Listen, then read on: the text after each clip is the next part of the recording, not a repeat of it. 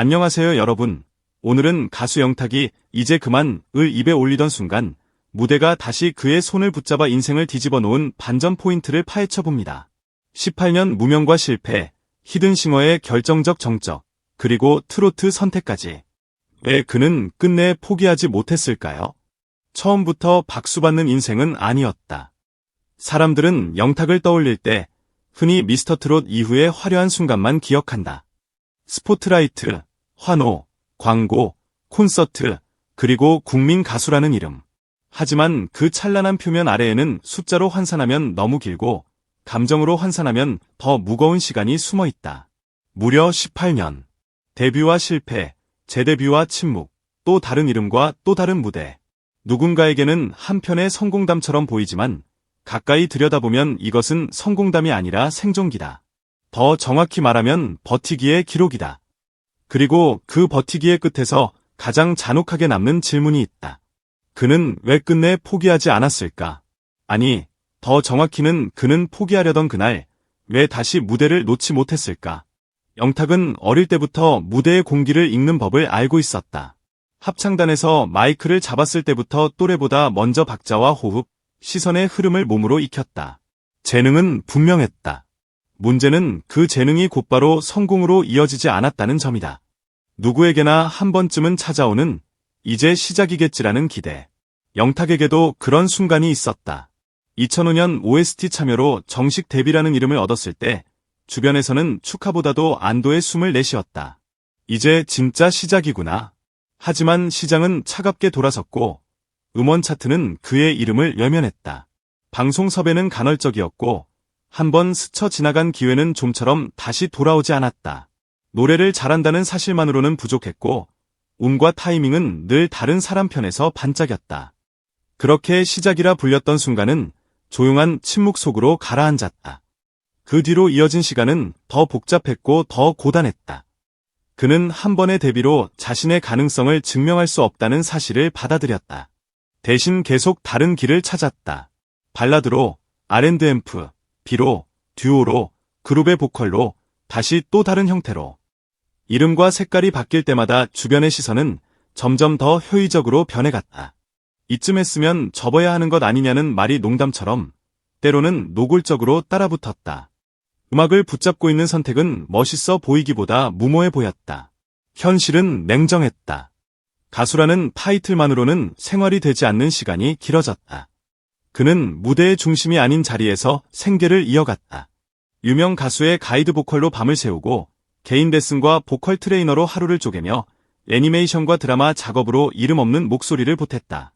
스포트라이트는 늘 다른 사람에게 쏟아졌고 그는 그 뒤에서 노래를 받쳐주는 사람이었다. 그런데도 이상하게도 그는 멈추지 않았다. 박수가 남의 몫으로 돌아가는 상황에서도 마이크를 놓지 않았고 주인공이 아닌 역할에 머물면서도 무대를 떠나지 않았다. 조명이 켜진 무대, 환호가 터지는 스튜디오, 그리고 사람들의 시선이 한 지점으로 몰리는 순간. 보통이라면 가수에게는 꿈 같은 장면이다.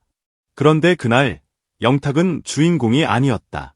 가수 영탁이라는 이름 대신 희성 모창 능력자라는 설명이 앞섰다. 누군가를 닮았는지, 얼마나 비슷한지를 평가받는 자리. 무대의 중심에 서 있지만 동시에 가장자리로 밀려난 위치였다. 더 잔인한 건 그 시기의 영탁은 이미 오랜 무명과 반복된 실패 끝에서 가수를 그만둘지 진지하게 고민하고 있었다는 사실이다. 생계를 위해 겸임 교수로 활동하며 음악이 아닌 다른 인생을 준비하던 시기이기도 했다. 마이크를 내려놓는 장면이 머릿속에 또렷하게 그려지던 때였다. 누군가에게는 가능성이었지만 그에게는 마지막 시험지 같은 무대였다. 그런데 아이러니컬하게도 바로 그 무대가 영탁을 다시 붙잡았다. 오랜만에 몸으로 느낀 무대의 온도, 노래에 맞춰 미세하게 움직이는 관객의 숨결. 한 곡이 끝난 뒤 찾아오는 짧고 묵직한 정적. 사람들은 환호를 떠올리지만 영탁을 흔든 건 환호가 아니라 그 정적이었다. 그 정적은 이상할 만큼 무서웠고 이상할 만큼 솔직했다.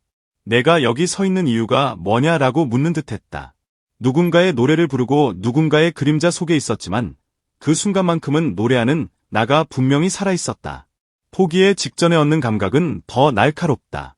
이제 그만두면 다시는 이 느낌을 가질 수 없을지도 모른다는 생각이 번개처럼 스쳤다.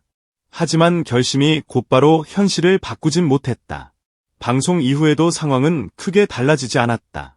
트렌드는 더 빨라졌고 발라드와 R&B 비중심의 남성 솔로 가수가 설 자리는 해가 갈수록 좁아졌다. 음악 시장은 젊고 새로운 얼굴을 요구했고 오랜 시간을 버텨온 이름에는 쉽게 기회를 주지 않았다. 다시 한번 선택의 시간이 찾아왔다. 계속 이 자리에 머물 것인가? 아니면 또 다른 길을 찾을 것인가? 영탁은 익숙한 장르를 붙잡는 대신 또 한 번의 전환을 택했다. 2016년 트로트였다. 이때부터 영탁의 진짜 무기가 드러나기 시작했다. 단순히 노래를 잘하는 목소리가 아니었다. 리듬을 쪼개는 감각, 과장하지 않는 감정, 관객과 호흡하는 방식, 그리고 무대 위에서 흔들리지 않는 태도. 그는 점점 노래를 잘하는 가수가 아니라 무대를 장악하는 가수로 변해갔다. 자작곡을 만들기 시작했고 자신의 경험을 노래에 담았다. 웃고 떠드는 흥이 아니라 버텨온 사람만이 낼 수 있는 단단한 온도가 그의 트로트에 배어들었다. 그리고 그 온도는 입소문이 되었다. 한번 들어본 사람은 이 사람 뭔가 다르다라고 말하기 시작했다. 바로 그 다름이 오래 버틴 사람이 만들어낸 다름이었다. 그리고 2020년 미스터트롯 무대는 기적처럼 보였지만 사실은 축적의 결과였다. 그는 신인이 아니었다. 이미 15년 넘게 무대를 버텨온 사람이었다. 그래서 그의 무대는 달랐다. 흔들리지 않았고 조급하지 않았으며 결과에 매달리지 않았다. 노래 한 곡을 보여주는 게 아니라 책임지는 사람이었다. 결국 그는 선이라는 타이틀을 얻었지만 더 중요한 건 그 이후였다. 단발성 화제가 아니라 지속되는 신뢰. 콘서트, 방송, 광고, 드라마까지 이어지는 행보 속에서도 그의 태도는 변하지 않았다. 여전히 무대 위에서 노래로 답했고 약속처럼 같은 밀도를 유지했다. 그렇다면 다시 질문으로 돌아가야 한다. 가수 접으려던 날 무대가 다시 붙잡았다는 이 문장은 왜 영탁에게 유난히 어울릴까? 그것은 그날의 무대가 단순한 방송 출연이 아니었기 때문이다. 그것은 인생의 마지막 문턱에서 자신을 다시 끌어당긴 손이었다. 사람들은 성공한 뒤에야 이유를 찾지만 영탁은 성공하기 전에 이미 이유를 갖고 있었다. 노래를 그만두면 내가 아닌 것 같았다. 이 말은 팬서비스용 멘트처럼 들릴 수도 있다. 그러나 18년의 시간을 통과해 온 이력 앞에서는 다르게 읽힌다. 그는 성공을 목표로 버틴 사람이 아니다. 자신을 놓지 않기 위해 버틴 사람이다. 그래서 그의 이야기는 감동담이라기보다 기록에 가깝다. 어떻게 한 사람이 시대의 흐름 속에서도 끝내 사라지지 않았는지에 대한 기록. 지금도 영탁은 말한다. 언젠가 모두 만나게 됩니다.